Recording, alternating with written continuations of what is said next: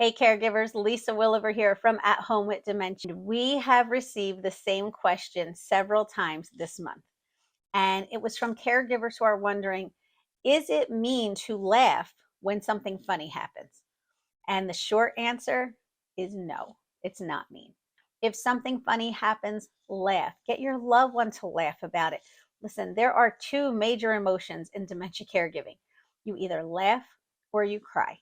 So what we advise you to do is find the humor in everything. And part of that means from the very beginning, be honest with your loved one.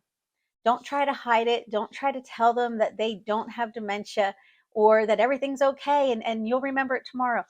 Just be honest. We've told Aunt Jerry from the very beginning, you have dementia and that's okay. It means you forget things. We'll help you remember things. It's simple.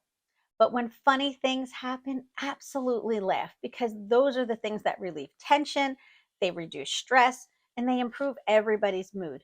And there will be plenty of days where there are no things to laugh about. So when these things pop up, take advantage of them and make sure you and your loved one recognize the humor and that you use it to your advantage.